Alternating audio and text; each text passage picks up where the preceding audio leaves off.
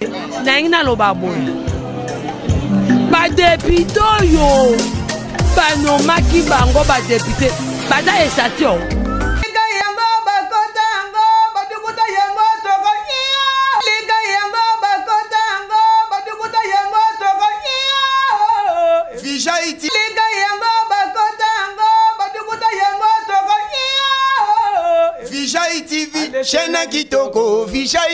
À tous les chevalières de la plume ici présents, c'est toujours au nom de l'association de presse en ligne du Congo, appelle quoi en sigle, à travers cette émission Face à la presse. Face à la presse, on avait dénommé ces conférences de presse Made in Apelco.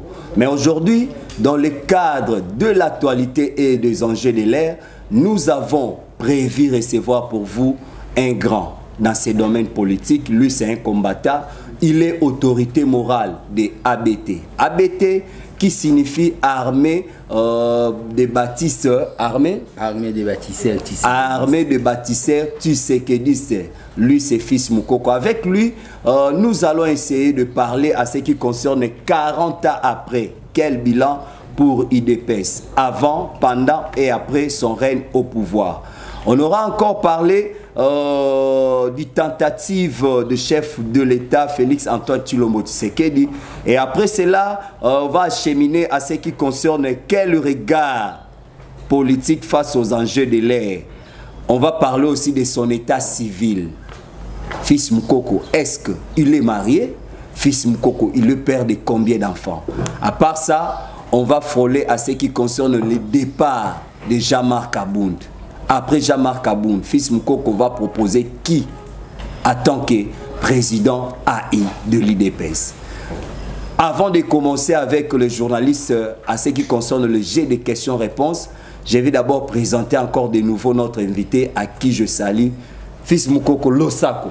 Losako. Bonne santé. Santé bien, santé bien. Naza Nao Babengi et Sengo Yaozala devant ma compagnon. Il y a Victoire, il y a Lelo, c'est-à-dire la presse en ligne. Tout le monde le sait que nous étions très étouffés dans le pouvoir et les cas depuis Mobutu, Mouzé et le type Kabila, Monsieur Kabila. Donc, tout ça qui est étouffé dans la communication, mais c'est grâce à l'internet, surtout la presse en ligne, des biso IDPS ou tozangaka radio ba voie de communication to arriva ki ko banda kopé sa message na biso. Donc la presse en ligne bazwa beaucoup ba handicap na ba manifestation na biso ezalaki pacifique mais brutalisé par le pouvoir ya ba dictateur nyonso ba leka ba perda pe ba matériel na bango. Donc c'est inoubliable dans l'histoire de la démocratie à Congo. Et Fils Moukoko, au Boyambi Lelo, est façonné par la presse en ligne. Donc, je vous remercie. Merci beaucoup. C'était là juste un bémol avec Fils Moukoko. Merci pour cette narration. Nous allons passer directement à ce qui concerne notre première question. Est-ce que Fils Moukoko est-il marié, père des enfants? Bon, Fils Moukoko n'est pas marié, pour l'air tozolité, Kolinga chéri, a monora e ba obomona mamboyi de peswana. Ezaela je sais moi e na olingo na sans été e ba na olia sans été, wa sans été parlement debout. C'était un peu difficile, il y a aussi la vie moi amoureuse. Fils Moukoko Naza na fiancé, dans un avenir proche Kalaté, n'a officialisé en gros quoi, et là je tiens aussi à profiter pour nous signaler na Fati Béton Abo Sanaté un jour tous à na opposition. Après metanga mukona mona mwasi a obalilanga. Donc Fatinda prometanga. Après metanga en opposition. Donc j'ai déjà trouvé Mutoyo à quoi sponsor. Donc j'ai déjà trouvé moi sur Okoka que gérer comme leader. Quand on a ABT. Non, na ABTT. On a moins basé pas Kitoko déjà. Non, on est là au cadre ABT. Mais moi tout si, peut arriver. Moi non, bah au cadre je vais représenter ceux qui au lingi. Na sinamoni moi si au Okoka ko se comporter neti maman Martha se comporta qui pembeni ya Tshisekedi neti maman Denise Piazo se comporter pembeni ya Fachi. Merci beaucoup. Fils Mukoko n'est pas marié, mais au moins Azana fiancé naé. Donc d'ici là parce que c'est un homme public. À cacher peut-être vérité à fiancé naé. Il a demandé aussi à son excellence, Monsieur le Président de la République, que j'aime beaucoup, que je salue, à tout seigneur, à tout honneur, Naïbi, que tu es un homme de parole, comme tu as promis autrefois, Fils Mukoko, son cas fiancé, il avait promis. Je crois que a réalisé Ango. Fils Mukoko, Tokemba Moko na vif ya sujet na biso parce que tu as parlé de Fachi Beton. Au moins éclairer pe opinion publique et l'Obama moi mingi. Que Fils Mukoko Fachi tanda 5 véhicules. Apesio aebisio pona bati ba jeep na bani yozu de catch otsango na nzele sala ba transport eza ka rumeur ou bien les lots confirmé na population oui c'est vrai Facha pesa o mutuka otsango na nzele sala ba transport. Non, le problème qu'il y a na sina lobela ngo mais occasion eza ya appel quoi exclusivité. J'avais eu à demander pardon na opinion pour na kosara bango quoi. Bon na kosara c'était pour défendre Babengi le parti. Donc, on a un gardien du temple. J'étais objet à beaucoup de cibles. Il y a Benemi Nabiso, des tracteurs Nabiso. C'est-à-dire, au Bunda, aux Ananini. Moukomsu Namata, Likola Moto, Namona Maman Moutuma, au moins, Boleksa Tanabino Pamba. Bon, et tout ça, l'air aussi pouvoir moral à combattre qui t'a moi mouké. Oui. Tant que gestionnaire, il y a au babengaka moral à combattant parce que je suis secrétaire national chargé de la mobilisation et déploiement des troupes au les pères à Noma. C'est-à-dire na sala qui scénario en politique c'est possible na sala scénario na kenda na niveau il y a place au baté ka voiture sendwe na zwa qui voiture. Il y a confrère Moro, on a présenté qui n'a pas combattant qui présente Pessinga. Et na confrère wana a permettre na yaka na ngona permanence et après a kendene côté kango. Et joa kinga taba je crois bien taba 6 mois et quelques na sala kango. Mais l'air na sala yango et à la qui tout simplement pour na paix assurance na ba combattant. Oui. Malgré que combat na biso ezate ki ka biso to za ba voiture combat na biso ezake ba tout ba matara na ba transport normal. Mais c'est après que Mokonzi Mboka à travers monsieur Guylaine Niembo le directeur de cabinet a qui pensé qu'on peut sans moyen de déplacement na cadre que na se déplacer quand même la sécurité vu que Mambou il y a ba Covid et aki donc il y a une situation donc une faute avouée est à moitié pardonnée. Merci beaucoup. Une faute avouée est à moitié pardonnée. Je crois que le chevalier de la plume boza déjà à besoin matière.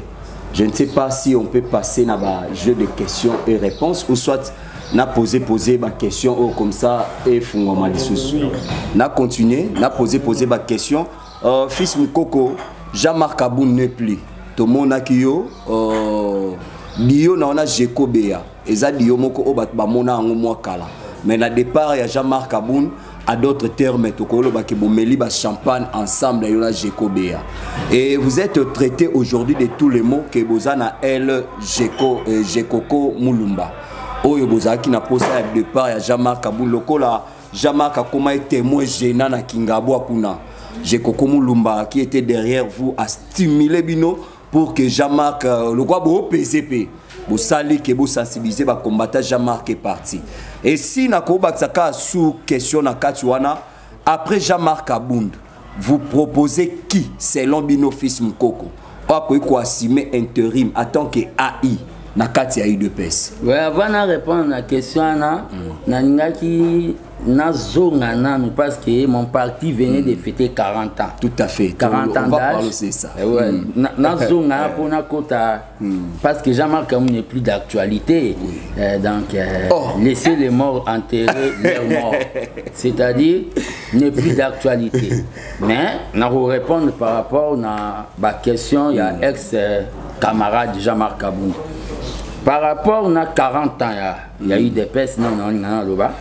Je rends hommage à 13 parlementaires où batu mingi ba éviter nazo profiter kotangi la bango quand même moi ba kombo na bango po biso to kuti wenge biso na ba Fati na ba Kabound to kuti wenge mais batu basala ngo bazala 13 donc batu basala ngo bazala 13 na rendre bango hommage na idée que ba telemela Mobutu ba c'est pas des dictatures trop c'est trop le peuple souffre batu wana au bapesa biso mission salvatrice ya rusa le peuple d'abord baza Joseph Ngalula Pandangila eza Etienne Tshisekedi eza Gabriel Kungwa Kumwanza eza Paul Gabriel Kapita Shabani Lusanga Ngile Porte Lumbu Pashi Mbombo Lona Kanana Makanda Kakulu Kwedi Papa Kwedi Mukoka baza 13 parlementaires bao baza vivant baza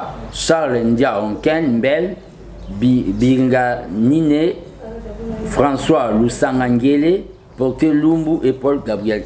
Ce sont ba pères inspirateurs Nabiso Oyo pendant gestion ya Jean-Marc Kabound balai négligé histoire va changer en côté awa bomoni baza 13 dans la l'UDPS il n'y a pas un 14e parlementaire debout ndenge Jean-Marc Kabound alingaki a s'autoproclamer na kitimba mona na question tokozo ni ape mambuka ya 40 ans Dio fils Mukoko Jekoko non le combat contre l'Hitler de Kingabwa Jean-Marc Kabound, mais c'est le PG roulage, fils Mukoko Bandango, seul contre tous. On m'a traité de sémères de troubles. Ba collaborateur nanga ya ABT ba interdisa bango kokota même na ba matinée politique idem nangai. Ba journaliste oyo ba accompagnera nga pona s'exprimer ba pekisa bango pe kokota même na ba matinée politique ba tombara pe ba victime. C'est-à-dire parce qu'il y a eu une dictature na katia parti pendant le régime il y a ex camarade Jean-Marc Kabound. Dictature dans quel sens? Jean-Marc Kabound, je l'ai amené, on l'a nommé par Tshisekedi, les pères, dans la que l'oiseau rare. Beaucoup de gens entendaient que et Kozara, Valentin Moubake. Mais quand on a nommé Jean-Marc Kabound, comme Ali Depes, habitude, moi, ceux qui va nommer mon secrétaire général, Batouba la habitude, il y a Kovanda na kiti communauté Kolongwa. Mouta Longwa na kimi Zagara, honorable Rémi Massamba. Wa Longwa sans incident. Donc il a fallu tout déboulonner Mavungu, que son âme repose dans paix pour tout installer Kabound. Et quand Kabound est venu, Kabound a bandi, que ça là, qu'on changer les fondamentaux, il y a eu des pèses. C'est-à-dire, il y a des pèses qui seraient d'atika qui pyramide renversée, base l'icolo, ba konzinase, Kabound a lobby, ba konziva za l'icolo à base des anasé. Kabound a eu changé au babengi matinée politique et communauté messe na Vatican. C'est-à-dire, Papa Gangi, Alléluia. Amen. Ce n'était plus le débat qui, mais c'est le présent. Moi, je vois qu'au lieu d'une ville morte, c'était ça, selon Tshisekedi le père. Quand j'ai vu Babilo Koana, comme FCC cash, j'avais mal avalé. Toko Sanganabi, le peuple d'abord, na batwa Kingakachi. Mais Kabound, tellement mon occasion. ya kokoma ba nouveau riche ba juge qui bon ba sala mariage wana o epesi biso le côté et lié biso temps et ils m'ont mis dehors. Donc lelo eloko pour nous tenter la question là et là ba combattant il faut ba eba et belé lelo ba komi ba anti Kabund mais l'obinde ba favorisa qui est na ba bêtise na ba folie de grandeur na kotika parti présidentiel sans ba carte des membres y a donc ba favorisa qui est na ba makam na bango. Mais quand ils ont senti que Titanic est bani kozinda ba komi kozonga ba idéaliste combattant il faut boyer bango combat au fils ngo a mené. J'ai été torturé mon frère président junior très torturé, tabassé, interdit à Okota en permanence pendant 3 ans. C'est-à-dire na kokota permanence sans être notifié. Donc combat wana victoire na lobaka na batuboye, il faut laisser le temps ceux qui mutualati masque, il faut aussi que le temps pour vous découvrir visage né. Lelo batuboye comprendre que on avait quelqu'un qui n'aimait pas l'UDPS, il faisait semblant d'aimer l'UDPS et le président. Et Kabund, pour Nangaï, il appartient déjà à l'histoire. Il appartient à l'histoire. Il a failli dans la mission, c'est un déserteur, Nakomba Etienne Tshisekedi. Il a failli dans la mission où Tshisekedi a payé Ibiso, où il y a aussi unité à partie. Il y a conquérir le pouvoir et à conserver. Il n'a plus l'aura de Tshisekedi. C'est pour cela qu'on a profité de cette occasion pour nous battre tout au Bazolanda, des fanatiques, des aveuglés. C'est-à-dire, souvenez-vous de Belchika, Narigini. Oui. Il a tenté, il y a Okangaï de Pes Narigini, mais les gens groupe moi, papa, moi, Balou, Babali, Amboa, Narigini. Binope ba obozana na fanatisme. Il y a 520 gigas na Kingabwa. Sachez très bien que moto IDPS est à limité. Donc il est temps bozong a raison. Boyaka IDPS pour un individu. Les hommes passeront comme bateau na Tangi Baleka, Batiseke Baleka, Joseph Ngalula Baleka. Fati passera, Kabunde passé. Moi, fils Mukoko, je vais passer. Il dépasse ses années. Kabouya, tu n'as pas cité. Bon, lui, c'est un acolyte de Kabund. Hein? Kabouya, c'est un acolyte. C'est le corbillard. Il y a battu tout le désordre na Kacha IDPS. Donc, après Jean-Marc Kabund, vous proposez qui? Ceux qui ont choix, n'a porté choix. En tant que président AI, vous proposez Nani? Parce que Bino Pibabi,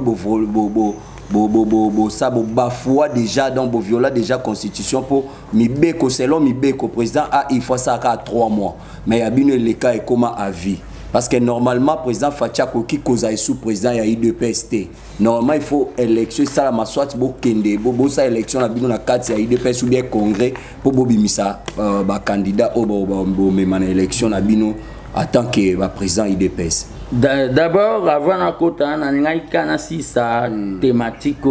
Les actes IDPS, les ans étaient Makassa, Biso, Fati, Kabund et Kokweya. Fatia Moussissate. Il va passer. Comme le Christ disait tantôt, c'est lui qui m'a vu le Père. Fati va passer, il est venu comme membre simple à l'IDPS, à Matan normal comme président fédéral. Amati secrétaire national adjoint, secrétaire national, secrétaire général adjoint, et tout ça, les choix naé comme candidat Nabiso, poto kanisa quand même passer aux familles Tshisekedi ba monaka. Donc, to récompensa bango, to consola bango. Vous comprenez? Donc, après Fati, on verra autre chose. Le problème qu'il y a, c'est quoi? Nous tous nous passerons sauf la base. Pour nous, il y a critérium. Oui. Il y a Mouto à diriger IDPS. Proposition néanmoins dans IDPS, ça pouvait être. Nakoki ko tanga ba personne, te so na bina tanga batu na olobanga moko. Parce que j'ai tout un projet. Non, non, vous savez, moi je suis secrétaire national membre de la présidence du parti. Oui. Fils Mukoko est nommé par les pères. Les pères à Olamukasous, des fois nommé Batumissous. Il nous a nommé avec les Kabound et les Fati. À Olamukate, pour nommer Batumissous. Batumissous, Bazela, président Baoya va nommer. Donc, il y a un privilège. Le problème est que ceux qui n'ont pas tant Batou, d'abord moi-même, parce que na côté IDPS, à 16 ans, je suis comme un poisson dans l'eau, je peux bien diriger l'IDPS. Ils ont en mathématiques, dans mon secrétaire général, il y a eu des personnes à ça l'avion. Ils ont gestion des ressources humaines, il y a Batou. Mais ceux qui n'ont pas appelé ça critère, il y a Moutou à diriger l'IDPS. Ils ont dit qu'il faut un bureaucrate, technocrate et administratif. Donc, malgré que j'ai IDPS qui va combattre surtout Ming Batangité. Non, bateau baloba bongo baebi IDPS té. IDPS ça na sans été. Na sans été wana tu as la capacité intellectuelle que les bateau batanga na Louvain. Vous comprenez? Na sans été wana eza obabe université à Tshisekedi, tu as licencié na communication. Tu as licencié en sociologie, tu as licencié en droit, tu as licencié en sciences politiques, tu as licencié en relations internationales. Kende na sans été autant la analyse ya batuba osala au comprendre que ils ont intelligence c'est l'intelligentsia où ils ont sans été. Na habité kotanga ceux qui bino bomona kotanga ils sont français. Non. Na Chine basala jamais ba réunion en français. Et ce qui freine baloba kana bango ba français baloba que traduit c'est trahir. Le fait que on traite les choses en français ça freine des fois la sagesse soit africaine et bima. Il y a un de monara na présidence à partir na côte Sara Lingala. Ngam na côte Sara Lingala na présidence à partir pona mutumso azana maloba ya ko pesa tactique ndetoko beta Kabila dada. Mais il est français. Mais Kabila est déjà parti. Je dis, n'importe. L'adversaire de taille Nabino, c'est comme César Fayoulou pour le moment. Fayoulou.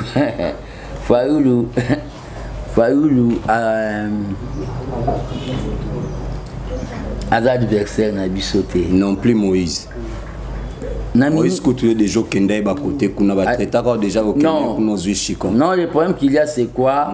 Par rapport à Moïse, c'est lui qui est avec le président est avec moi. C'est lui qui est avec Mbembe est avec le président. Yo, si l'autre était comme Moïse qui est avec le président. Il est dans l'union sacrée. Il y a un communicateur que Moïse a dit et les heures même à parler, ça n'est pas ça on a beau solo. Le problème qu'il y a c'est quoi? Est-ce que Moïse a ça le cas lobby qui a l'union sacrée? Est-ce que l'union sacrée toujours interdit Batou la liberté d'évoluer? Est-ce que fils Mukoko ça ne t'est pas arrivé au vivre dans moi Simo Boya ni Sanko Lobanae? Bon le problème c'est pareil, c'est qui s'est fait. Bon le problème qu'il y a laissons les temps au temps. Laissons les temps au temps.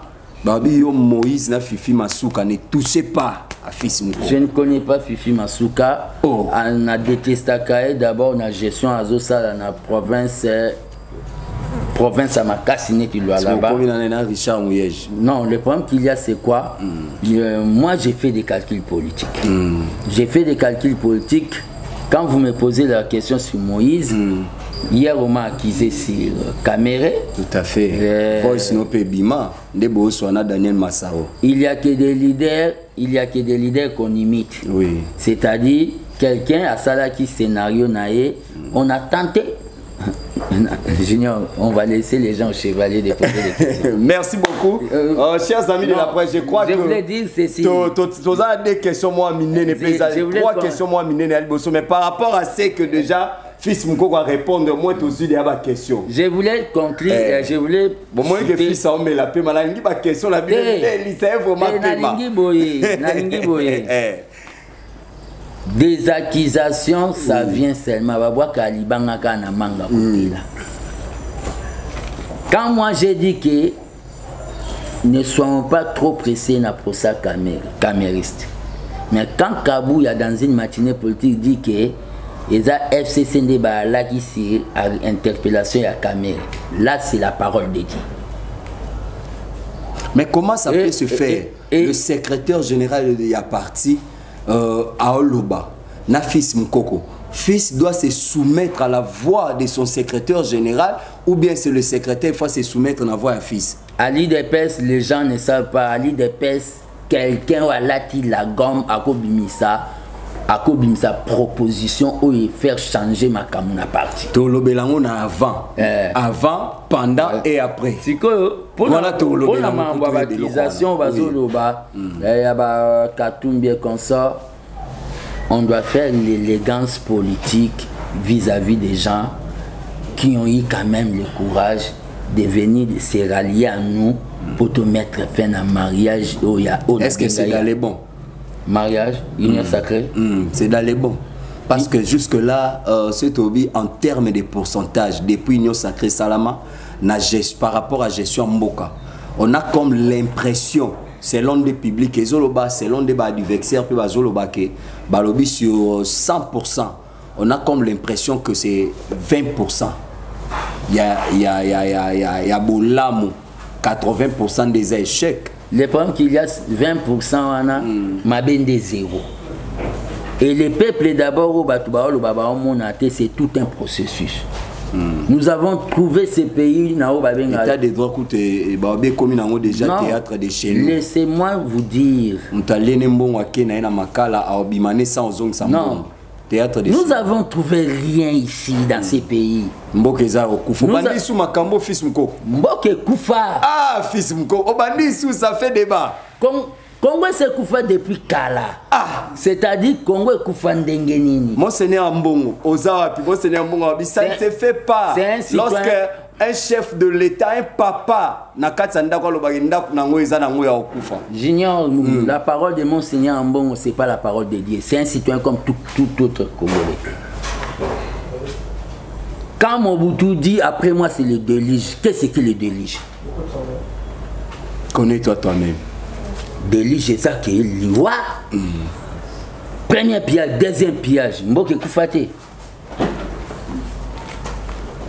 Jekamine, KO. Kwilungongo, KO. Miba, KO. Kilomoto, KO. Production, cacao, caoutchouc, KO. Fils Mkoko, vous pouvoir. Quatrième année prochaine, vous nous promettez en septembre l'élection Salama. Pendant que vous parlez de chaos, bilan de Bopé Sabiso en 2023 j'avais tenu une conférence de presse. Dans cette conférence de presse, j'avais donné un indice, il y a réalisation, il y a pouvoir, il y a président.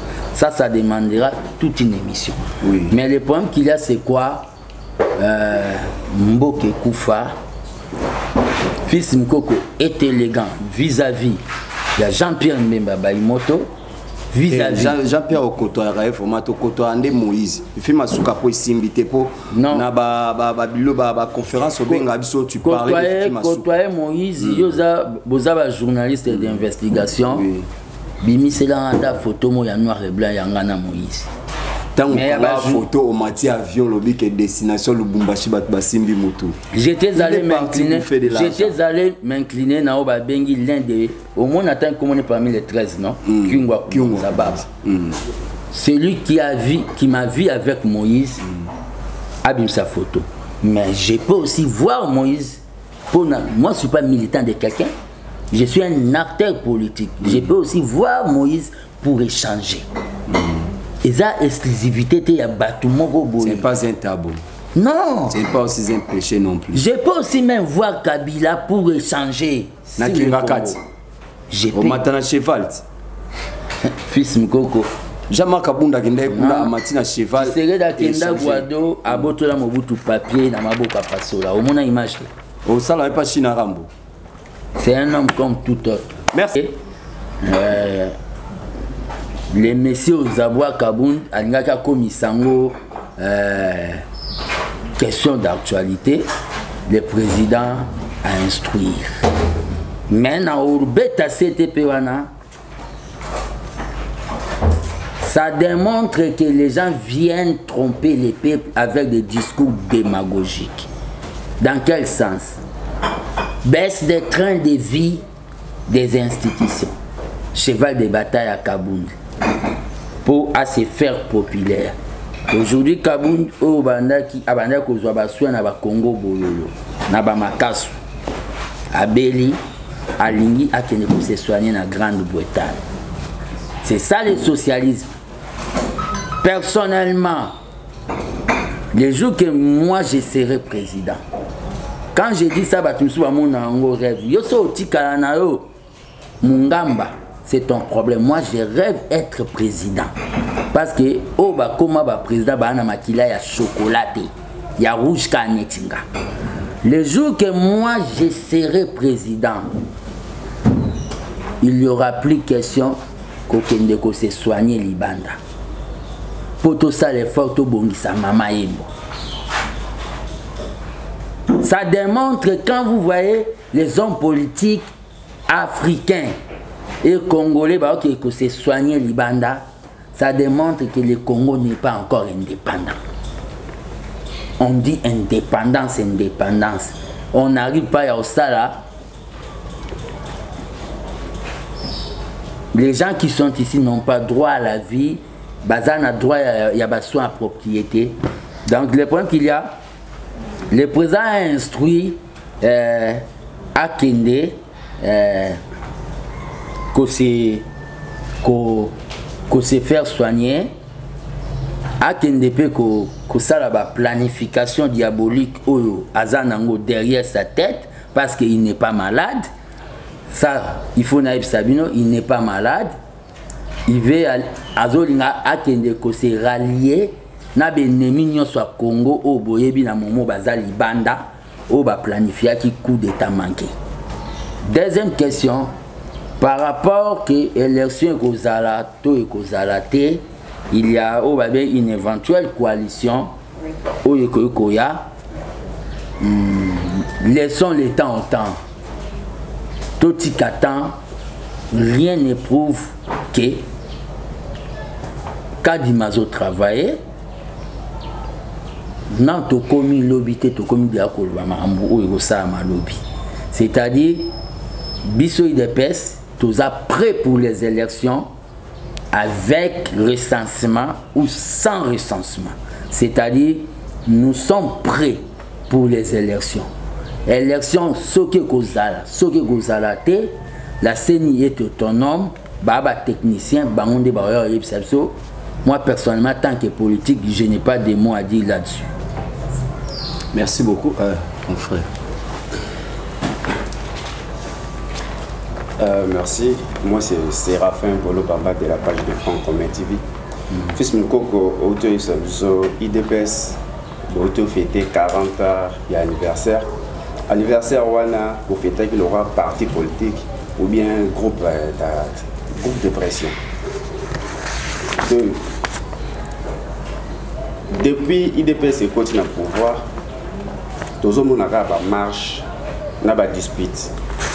Kobandana batu au bazar na présidence, dit n'a pas militant. Est-ce que IDPS, Papa Etienne Tshisekedi, à l'accès Rabino, kaka comment contester ou bien faut gérer le pouvoir parce que nous constatons que vous avez un opposant éternel. Merci. Merci mon frère. 40 ans de l'IDPS comme parti politique ou groupe de pression. 40 ans de l'IDPS comme parti politique aîné de la République démocratique du Congo. Donc 40 ans de l'IDPS, c'est comme 40 ans, il y a passage, il y a ban Israël dans le désert. C'est pas au Babengim les cahiers. 40 ans de souffrance, 40 ans à l'IDPS, et bandi na clandestinité, et ko banda na ouverture politique à Mobutu, puis et ko komana o Babengi au pouvoir aujourd'hui. Donc tout ça un parti politique où on a bengaka machine mais usine parce que nous avons eu à fabriquer battu belé Nous savons que depuis 2009, l'IDPS est sous Kabila, l'IDPS a agrément, il y a l'IDPS comme parti politique. Ce qu'on a mis au Kabila, c'est l'IDPS. Place n'est pas dans l'office de Kabila n'a jamais fait. Kabila fait quoi par rapport? La Constitution reconnaît les droits. Mais depuis la Constitution ne reconnaît pas les droits. Les 24, l'IDPS a commencé à fonctionner dès la déclaration. Il a compris mon émotion. Kabila est venu trouver l'IDPS. Kabila est venu avec son AFDEL. Naba drapeau ya IDPS pour ba yambe na ba territoire wa banda ko conquérir. Je dois vous informer. Dans le problème il a trouvé l'IDPS. L'IDPS existait déjà dans la clandestinité ba réunion au Salama na ba cuisine parce que Mobutu pour chasser ba 13 parlementaires au Nautigo Tanga. Le problème qu'il y a c'est quoi ça je disais que l'IDPS c'est une usine politique.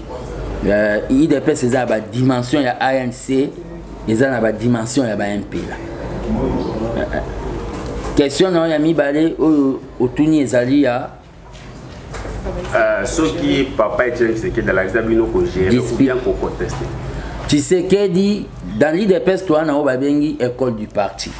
C'est-à-dire l'école du parti bazo la qui ça va combattant dès la cellule comment gérer l'État. Mais situation bon mona na IDPS des fois nous contestons nous-mêmes. C'est ça la démocratie. Les fondements de la démocratie, il y a eu des PES. La contradiction entre nous, le choc des idées, j'ai eu la lumière. Si la famille est bien dans la mécatanate. Donc, dans l'IDPS, moi un jour j'étais allé voir le président de la République, je lui ai dit, tu risqueras de ne pas avoir un deuxième mandat si tu continues avec mariage, non, il y a FCC cash. L'histoire de... Mariage, il y a FCC4. J'ai dit ça au président de la République comme ça. C'est ça l'IDPS. À l'IDPS, un jour, moi j'ai dit, quand on était allé à Senko, moi je n'étais pas pour la négociation. Mais quand Baouti Kuna est échoué, on a le président de la République a fait sa explication comme chef de la délégation. C'est ça l'IDPS. Ma dernière question est celle-ci. Pour la coup d'État, la Corée du Nord, substitution coup d'État, tout le monde, le président coréen a frappé fort, par sanction sur sanction, mais la RDC, tu as constaté que tout le monde a interpellé et jusque-là, sanction est-ce que ZTG a bien IDPS? Non, Corée du Nord, d'abord quand tu dis Corée du Nord, on a des républiques bananières. Nous sommes tous les pays, tous la démocratique. Corée du Nord. Mboka Moro, so président Gangi, Corée du Nord. Mais jusque-là. Mais le problème qu'il y a pour un coup d'État manqué, banquette et salama. Banquette et salama, mais Kanginan Oyo, les chefs de file. Les chefs de file, Luana Bakangi, il y a d'autres personnes qui il y a d'autres personnes qui peuvent tenir à l'œil. On ne peut pas paniquer la population. Coup d'État manqué, on a voulu déstabiliser le pouvoir du peuple. Comment fait-il un président de la République, il fait ça à 5 tours l'icolo? Interdire Kokita. C'était un coup d'État pour Yebi déjà que le peuple congolais, Azana Bengi, aller à chaque jour, c'est-à-dire aller à la taux du jour. Le peuple a orienté dans le Lukalipa. On allait être surpris, groupement Yabatu Bazubu Konzinaka Tchamboka, par rapport au coup d'État. On allait être surpris, mais Dieu a fait grâce. C'est pour cela que mon Abapolo a été commis Fatih de Nazareth. Dieu a fait grâce que le coup d'État est raté par des hypocrites qui sont à la présidence de la République, que je demande au président de la République, je profite à nettoyer la présidence de la République. coup d'état wana eza coup d'état manqué mais tozolandela batu on ne doit pas se faire justice tozolandela batu soki batu balingi ke tosande Mobutu abanda osala ke coup d'état pa bazwi junior badiembike na pongabi biso tosala ngo te totikeli justice basala makambo wana pona mambo ya coup d'état mais nazo profiter na occasion tant que gardien du temple peuple congolais zala vigilant il y a des plans pour déstabiliser bazongso marche en arrière le jour que Bogora qui est un groupe des individus mal intentionnés balingi ba s'accaparer na pouvoir oyo ya yo peuple bima na nzela barrer bango route bima na nzela rapidement barrer bango route bako se retrouver comme litanga mai na kati ya nzungu ma famille et nous allons les anéantir. Je le dis, celui qui va tenter le coup d'état dans ces pays des peuples congolais à main nue à opesa à main nue maboko pamba à opeso babengi visa ya lifelo. Merci beaucoup, chers amis de la presse. Je crois que nous poursuivons vraiment lentement et sûrement. Oui, il y a une concert.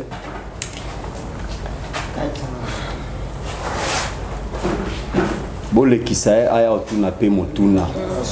Mae oyo ajali nango bosenga.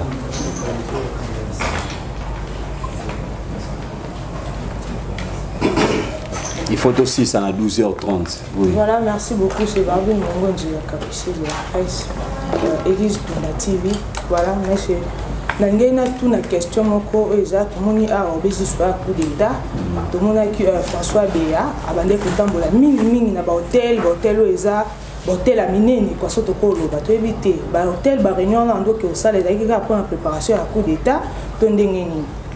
Deuxièmement to ki ka mamba coup d'état ndenge esalami tomona nani François Béa asala na papa Mobutu Asalina Kabila le père, Asalina Kabila le fils et Lelo avec ça sous-na Fachi Béton. To éviter binomo bopona qui est à travailler na Fachi Béton to ezaki nini. Po to moni mutu à la base ya mamunyoso eza François Béa. Voilà. Merci. D'abord pour un coup d'état François Béa tambola na banini. Le coup d'état se prépare na ba salon VIP. Ezapé information PCBiso. Coup d'état et se prépare à salon VIP. Pour François Béa, ils ont parmi le régime qui a quitté le régime, il y a la table rase, nous avons voulu travailler avec quelques kabilistes pour tous une stratégie de travail dans au salle. Mais les kabilistes, le quoi la nzete, à tout tient à maille, 100 ans. Et tu as au boubon ou en gandote, il y a un de monde qui se dévoiler dans François Béa. Fils Moukoko, la bouche prophétique de la politique en RD Congo. Dans l'Obama, François Béa, oh, na on a un suspect. Comment les batoualos Kalev. Nabi. Botikala au mona Kalev te malgré que Kalev Bamonier et pas Yuma Kuna na Katanga à déjeuner. J'informe l'opinion que Kalev Vaza et pas Albert Yuma na Katanga à déjeuner. Albert Yuma Bomba na banda kuna na Katanga. Révélation. Je suis l'œil du peuple. Kalev Ndengazana na le bail ti François Béa Ozalawana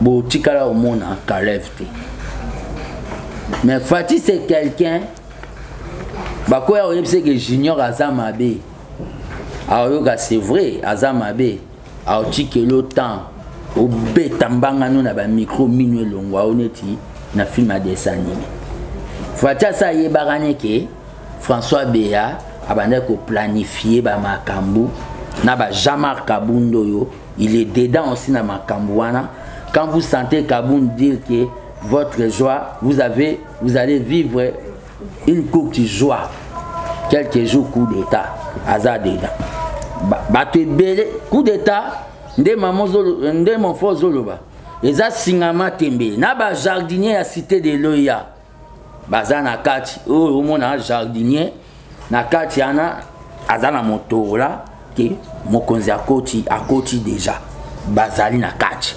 tozolandela bango mpo tokanga réseau wana mobimba mpe toprésente bango na peuple mais nazoprofite toyebi ke na mboka oyo ala oyo babengaka bapassé simple balettre morte coup d'état bato tout bazalaki impliqué na mambo ya coup d'état il faut présenter bango na peuple mpe bazala puni sévèrement mpo bapesa leçon Congo eza Burkina Faso te Congo eza Mali te c'est-à-dire il faut balekisa bango ne sambiselo na tina ete bayebake na mboko coup d'état ekoki kozala te situation oyo merci beaucoup mokonzi ya mboka mpo oyoka nga fils Mukoko mpona mambo ya réunion ya Belgique na dernière conférence de presse na baye mokonzi ya mboka akende te merci président de la République au KPT au tindi premier ministre mingi tosalela baéquateur tosalela babandundu baprovince orientale bacongo central et aux Olympiques voiture na mine eza prioritaire la CENI voiture ya personnel wana eza prioritaire dans ces pays bato bakufawa bamema baona bis oyo babengi baesprit des morts bafula on n'a pas des ambulances mais débat moko ezoleka polémique entre senior ministre des finances que non il fallait biso moto kende somba il fallait pas yo kende kosomba tozoto débat wana peuple a besoin de cargo mo yaki kuna na baloso banini peuple a besoin biloko elongwa o babenga ba c'est pas gentil libumu vimba. Monsieur le président de la République, vous êtes socialiste. Bankamsous bantourage batumsou ba osala ana. En 2023, peuple a sanctionné bangote, a sanctionné Kayo. Bah on va le dire, bisoté, il n'y a pas de mauvais trucs et de mauvais chefs. Et l'or bah le bano yangwa. Patricia c'est à vous.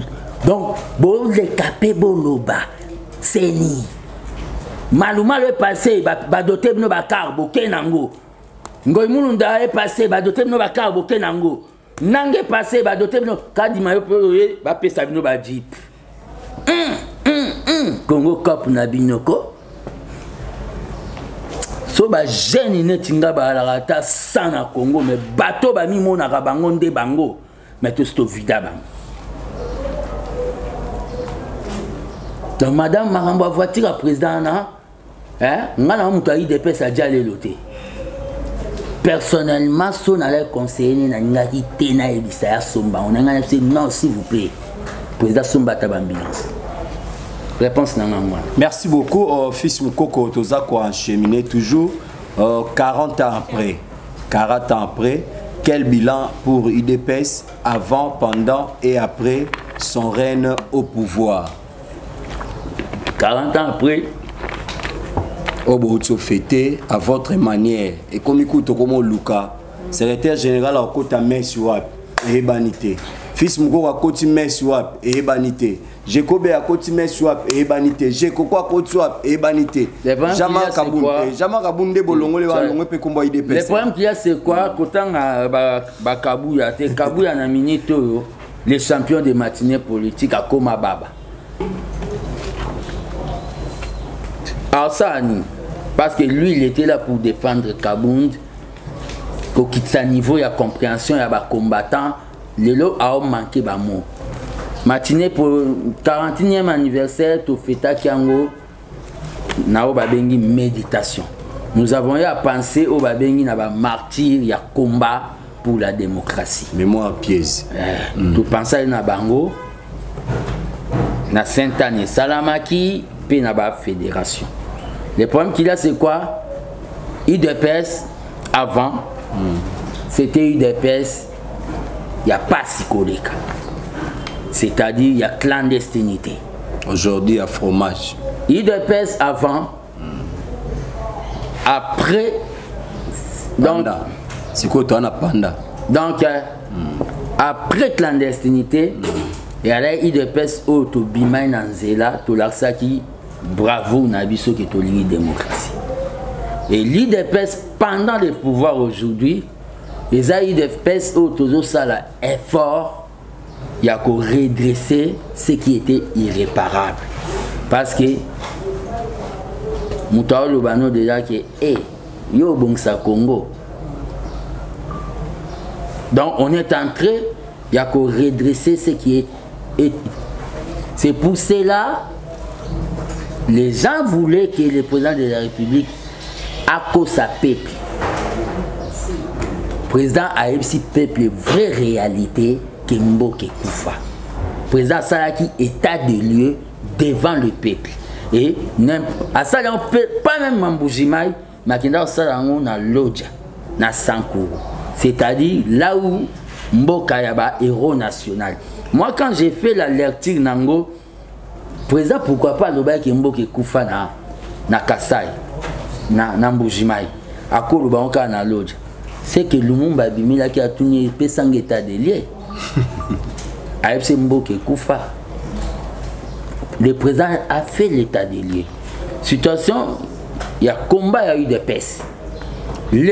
Tant que gardien du temple, nous avons besoin pas de quelqu'un au maintenir les combattants dans la même situation sociale misère pendant le pouvoir égal avant le pouvoir. Les combattants misère. Puis les combattants misala. Manifestation. Vous êtes des mauvais. Toi, Kaboun de Kabouya. Donc, le langage de c'est là combattant Yangwana. Surtout, si vous avez un meeting, des inhumains. Le premier ali, tous en a besoin. Il y a un secrétaire général. Oyo a organisé parti Nabiso, na dimension, il y a un parti présidentiel. Oyo a doté Biso, na imprimerie ultra moderne pour la marambotali visibilité Nabiso. Oyo a pesa Biso, ba chaîne de télévision et radio, na chaque fédération, on a si c'est une soixantaine de fédérations, tous à la chaîne de fédérations avec ligne éditoriale, il y a le peuple d'abord. Tous en a besoin. Il y a un secrétaire général. Oyo a commissaire ba combattant, a tikate ba combattant bazaka politique mais bazapé au babé ba acteur économique. C'est pour ça que je te dis que je suis capable de diriger l'IDPS. Je suis capable, ça c'est tout un projet. Je suis capable de diriger l'IDPS et de donner un deuxième mandat au président de la République. Et tous en a besoin d'un secrétaire général. Oyo Rosala conflictualité vis-à-vis de la partie amie.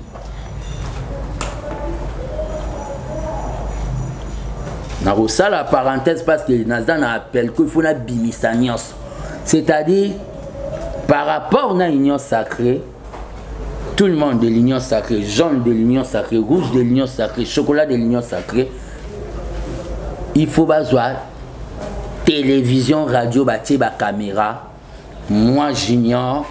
J'accepte d'être membre de l'Union sacrée. Tout va gérer, ça la charte au Kabouya, na Kabound ba blokaki, que on reconnaisse qui est de l'Union sacrée. Pour tout évoluer, tout comme on va bien victoire. Merci beaucoup, fils Mukoko. Je crois que la dernière question et puis chevalier de la plume, autour de la question, quel est votre député yo banomaki bango ba député bada esation